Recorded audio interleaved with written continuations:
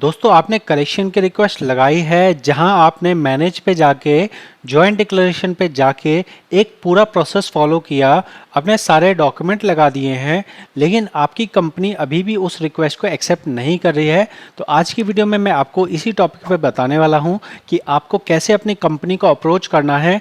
बहुत सारी कंपनियां नहीं जानती हैं कि उन्हें ये प्रोसेस कैसे करना है, तो मैं आपको कंपनी वाले का पोर्टल खोल कर उसमें एग्जाम्पल से समझाऊंगा। देखो आपकी रिक्वेस्ट ऐसे जाएगी, वहाँ उनको ऐसे खोलना है, ऐसे खोल के इस तरह चेक करना है और इस तरह से अप्रूव करना है। ये सारी जानकारी अगर आपको अच्छी लगे तो आप चैनल को सपोर्ट ज़रूर कीजिएगा सब्सक्राइब करके। मैं कंसल्टेंट हूँ, जो आपको यहाँ दिखा रहा हूँ फेक नहीं है, किसी का कॉपी नहीं किया जा रहा है, 100% जो एक्चुअल जानकारी है वो दी जा रही है। सबसे पहले ये समझ लीजिएगा कि जो जॉइंट डिक्लेरेशन फॉर्म आपने अपने तरफ से करेक्शन रिक्वेस्ट लगाई है वो अलग अलग कैटेगरी की करेक्शन हो सकती है। वो नाम हो सकता है, डेट ऑफ बर्थ हो सकता है, ज्वाइनिंग हो सकती है, एग्जिट हो सकती है, रीजन ऑफ लिविंग हो सकता है। तो आपको ये समझना ज़रूरी है कि सभी तरह की करेक्शन में आपके पास सही डॉक्यूमेंट अटैच करना बहुत ज़रूरी है। जो कंपनी है, कंपनी आंख बंद करके भी आपकी रिक्वेस्ट को एक्सेप्ट कर सकती है। कंपनी के एक्सेप्ट करने से कुछ भी नहीं होगा। जो मेन एक्सेप्टेंस है वो चाहिए आपके पीएफ ऑफिस से, और पीएफ ऑफिस जो एक्सेप्टेंस देगा वो एसओपी के जरिए ही देगा। जो एसओपी पीएफ ऑफिस ने बताया है कि उसमें उन्हें क्या क्या चीज़ें देखनी होती है। तो आप ध्यान से समझना ये कि भाई अगर सही रिक्वेस्ट नहीं लगाओगे, चाहे कंपनी ने कर दिया उसके बाद भी पीएफ ऑफिस उसे रिजेक्ट कर देगा। इतनी बात समझ गए। अब हम चलते हैं कि कैसे कंपनी वालों को करना होता है, जो हमारा मेन आज का टॉपिक है। इसके लिए कंपनी के जो पोर्टल है उस पर जाना है। कंपनी वालों को ई साइन एक्टिवेट करना ज़रूरी है। पीएफ ऑफिस ने एक पनौती डाल दी कि उन्होंने कहा कि भाई आप ई साइन से ही एक्सेप्ट कर सकते हो। क्यों ई साइन से एक्सेप्ट कर सकते हो? क्या लॉजिक है? लॉजिक कोई नहीं है, जो हमने बोल दिया वही सही है। ठीक है जी। तो हमने इस तरह से बहुत लोगों के केस में देखा है कि कंपनी एक्सेप्ट करना चाहती है लेकिन कंपनी एक्सेप्ट नहीं कर पा रही है, और रीज़न सिर्फ एक ही है कि पीएफ ऑफिस ने एक अड़ंगा डाल दिया है कि आप डीएससी से नहीं कर सकते, आप ई साइन से ही करोगे। ई साइन से कैसे किया जाएगा ये देखिए। साइन इन पे जाएंगे, साइन इन हो गया। साइन इन होने के बाद मेंबर पे जाया जाएगा, उसके बाद जॉइंट डिक्लेरेशन रिक्वेस्ट पे जाया जाएगा। यहाँ पे टच कर लेने के बाद जो भी रिक्वेस्ट आई है वो सारी रिक्वेस्ट यहाँ पे नज़र आएगी। ठीक है ना। तो यहाँ आप देखेंगे तो इसके पास, इस कंपनी जिसकी मैं बात कर रहा हूँ, इसके पास 5 रिक्वेस्ट आई है। इन रिक्वेस्ट के अंदर में फादर नेम के लिए एक रिक्वेस्ट, 2 रिक्वेस्ट, यहाँ डेट ऑफ ज्वाइनिंग की रिक्वेस्ट 3 मैंने देख ली है। साथ में ही और मैं ऊपर चलता हूँ तो यहाँ पे हमारी डेट ऑफ ज्वाइनिंग के लिए चेंज करने की रिक्वेस्ट आई है। ठीक है।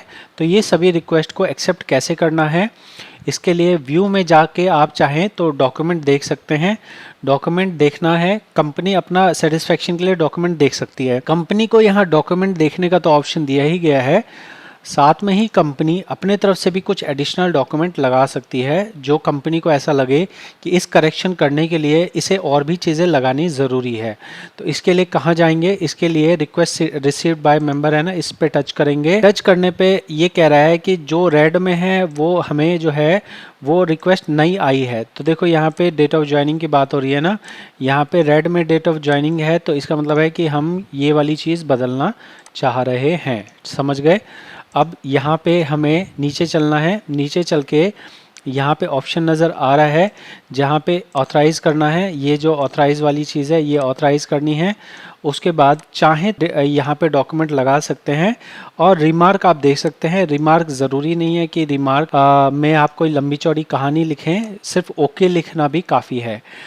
एग्री करना है, यहाँ पे मान लीजिए ओके हमने लिख दिया। प्रॉब्लम यहाँ पे आ सकती है जहां आपके पास ई साइन नहीं है। ई साइन होने के लिए आपको एक प्रोसेस फॉलो करना पड़ता है।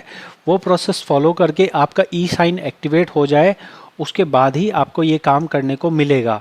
ये वाले केस में जिसका हम काम कर रहे हैं, इसके केस में अगर हम ई साइन वाले पॉइंट पे चलते हैं तो आज के टाइम पे हमारा ई साइन यहाँ पे व्यू रजिस्टर्ड ई साइन, हम अगर व्यू रजिस्टर्ड ई साइन पे चलें तो हमें नज़र आएगा कि क्या हमारा कोई ई साइन है एक्टिवेटेड, नहीं है।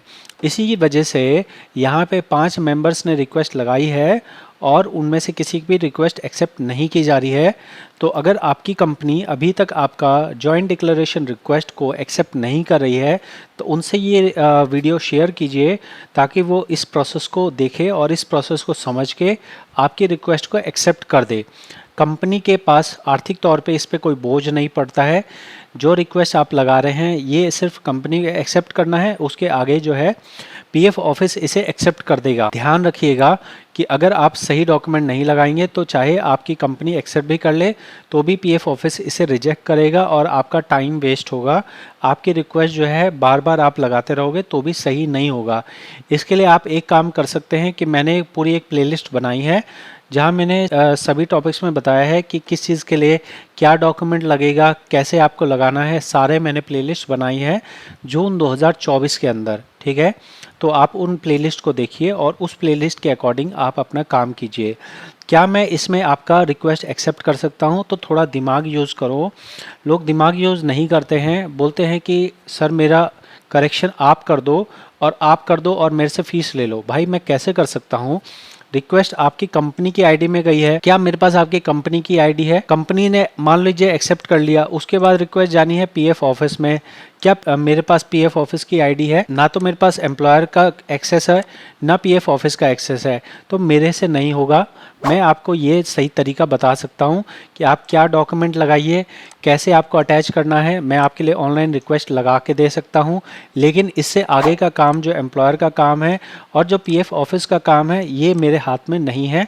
सही रिक्वेस्ट लगाना मेरे हाथ में है। अगर आपको लगे कि आपको मुझसे सही रिक्वेस्ट लगानी है या पर्सनल कंसल्ट करना है तो आप फीस पे करके पर्सनल कंसल्ट कर सकते हैं। आप सीखना चाहें कि पीएफ ईएसआई कंसल्टेंट कैसे बनते हैं, इनकम टैक्स या जीएसटी का काम कैसे करते हैं, तो आप मेरे से क्लास में ज्वाइन कर सकते हैं। और क्लास की फ़ायदा ये है कि बाकी क्लास में आपको कभी टीचर से बात करने को नहीं मिलेगा। आपको कोई डाउट आएगा, प्रैक्टिकल सवाल आएगा, कभी आपको कोई जवाब देने वाला नहीं मिलेगा। मैं यहाँ पे अपनी क्लास में स्टूडेंट्स को प्रैक्टिकली जवाब देता हूँ, प्रैक्टिकली प्रॉब्लम आती है तो उनको हेल्प करता हूँ। ठीक है, मिलते हैं अगली वीडियो में। बहुत बहुत धन्यवाद।